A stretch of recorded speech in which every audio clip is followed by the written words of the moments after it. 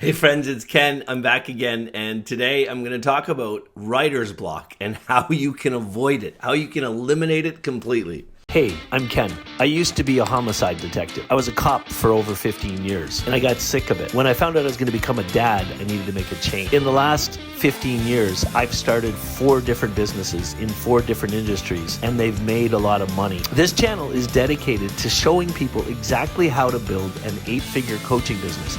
Every single part of it. I love teaching people how to write books, how to get your books traditionally published, how to turn those books into 7-figure coaching businesses, and you're going to find all that information right here.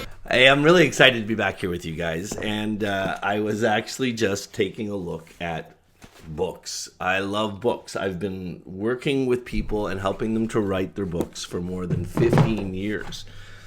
And one of the biggest and most often asked questions that I get is writer's block. How do I avoid writer's block? I hear it all the time. I'm trying to write a book.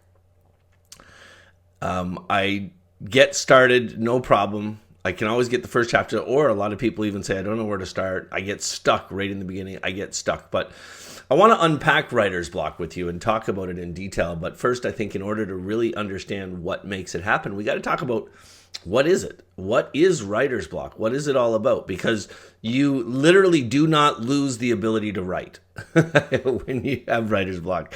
But there's literally fundamental 2 reasons that it happens.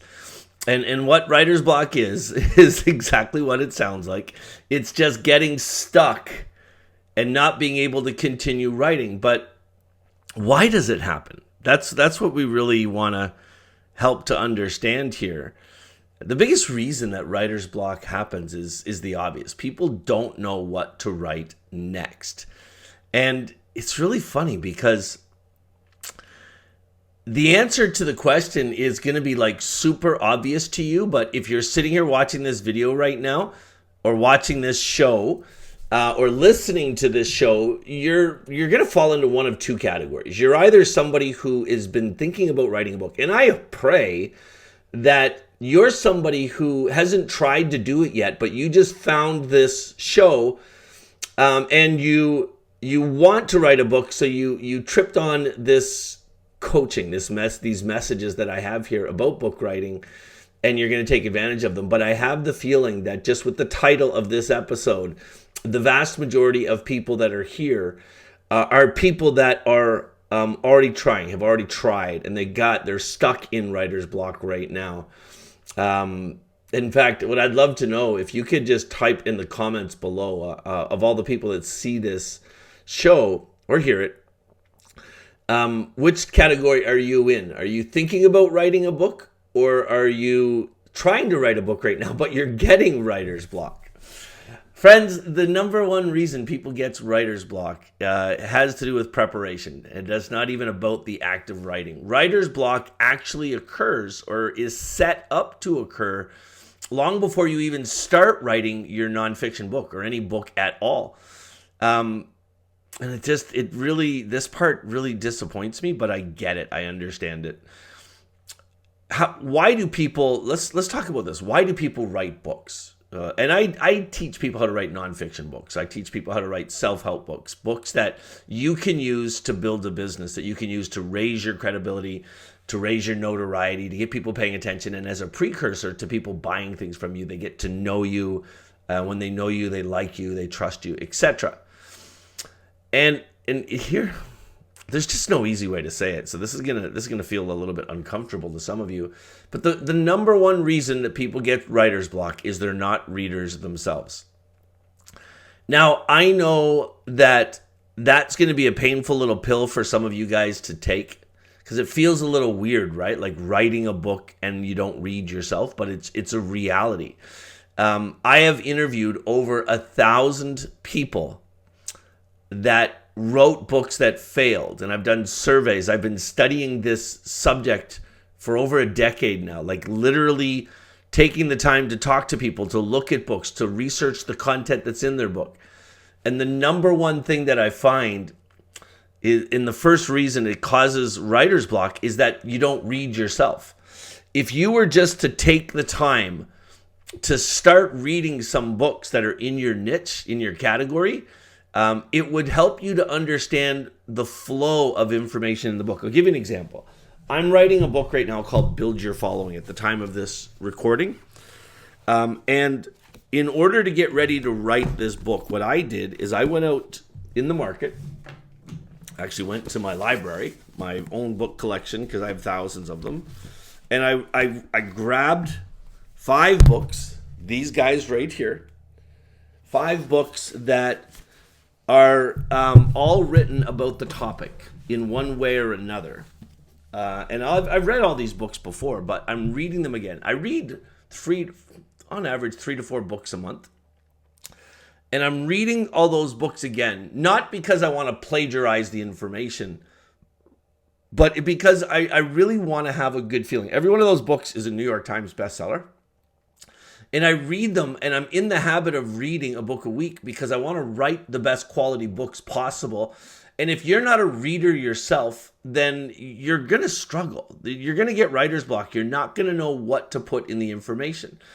Now, some of you who are readers and you're writing books yourself, you're going to hear what I just said, and you're going to roll your eyes. You're going to become instantly skeptical of me because your mind, you're thinking, how in the world could somebody write a book if they don't read books themselves? It's actually about 70% of the people who write books.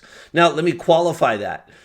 When I ask them, do you read? They all say yes. And so I go further and I ask them, and I never ask these questions up front. I wait until later on in my interviews to get to that point with them. And I say, how many books do you read per year? And the answer that tells me they're not really readers is 1 or 2. If somebody's a reader, they're going to read a book a month. And so I expect them to say 8 to 10 or 10 to 12. And so when they say 1 or 2, I confront them on it. I just say, look, this book project is not going to succeed unless you're completely honest and transparent right up front.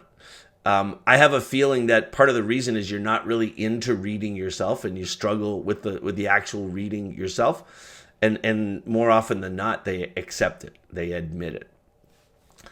And so how can somebody know the way that a book is structured if they don't read themselves? Give you an example. Let's say you want to make a car, but you've never driven a car and you don't know how a car works.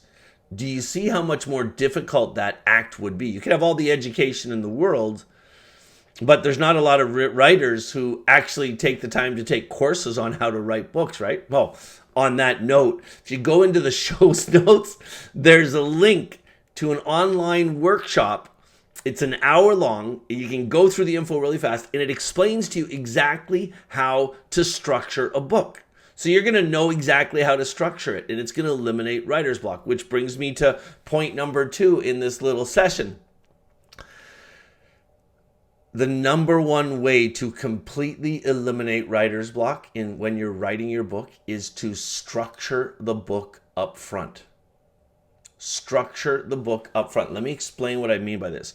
The reason that you're interested in writing a book is that if I'm talking about a nonfiction book that you're going to use to build your business, that you teach somebody, that you're helping other people. The reason you want to write a book like that is you've personally gone through an experience in your life somewhere that you fixed a major issue.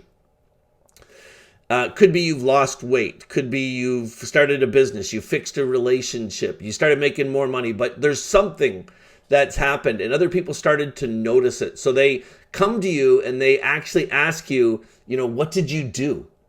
What's different? And you tell the story and they say that magical question, don't they? Oh, wow, that's amazing. You should write a book.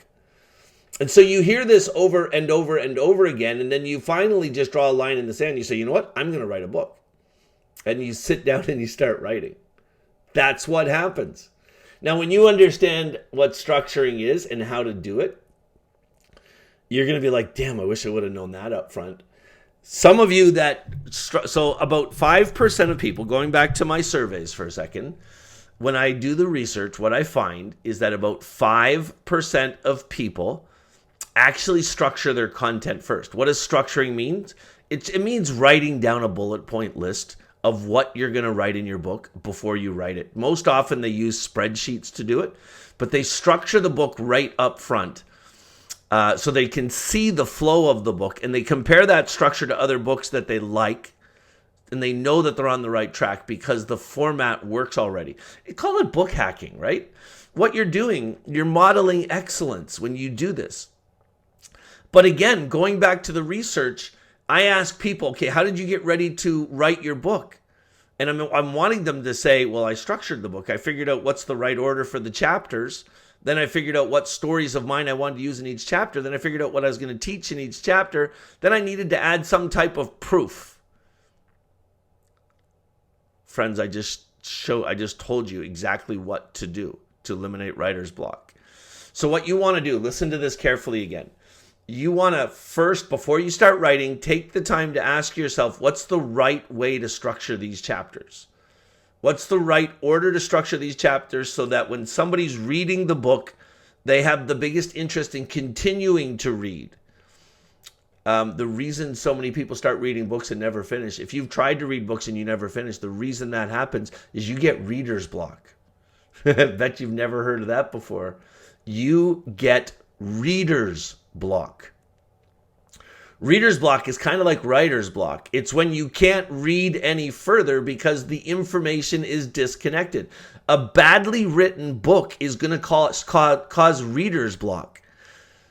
And in the same vein, if you struggle writing your book, it's not because you don't know what to write. It's because your mind works in bite-sized morsels. Your mind works best when it can grapple and understand the information that you're trying to process in bite-sized pieces. So if you're trying to write a book, the way most people do it is they just sit down and they start writing chapter 1, I was born, chapter 2, I started to grow up, chapter 3, I started to gain weight. It's chronologically. When they sit down and they don't do any prep work up front in order to get the book ready to write, they're most often going to fail because inevitably they're going to get to a point where they've been writing long enough that they get, like, their mind draws a blank. And they have no reference to go back to trigger their mind and keep writing. That's what book structuring does. The other thing, if you structure your book properly, it's going to help you to remember where you left off so you can keep writing. There's nobody that's going to sit down and write a book from beginning to end in one sitting. You've got to structure the book first. And then you create habits around the structuring. You write every day for a certain period of time, and you keep doing it till you've gone through all the points. Once you've gone through all the points, you have the rough draft of your book. And if you do this right, and if you create enough points, and if you create the most logical order, you're never going to have writer's block. Friends, I have taught over 3,000 people this technique, and it's never failed. If you want to understand this technique in more detail, how to eliminate writer's block, how to structure your book properly so that you can get the book written, if you want to learn how over 3,000 authors just like you have written their book in less than 30 days, and they never write for more than 10 minutes a day. Over 1,000 of them have actually come to a writing weekend with me and written their book in less than 5 hours on a weekend. Talking about the first draft of their books, 20 to 30,000 words. If you want to learn that, then go into the show's notes, and you're going to see there's a little invitation there where I say, if you want to write an amazing book and never have writer's block, check out my live online workshop, basicsimplesystem.com. basicsimplesystem.com. Check it out. Structure your book properly right up front, and you'll never have writer's block.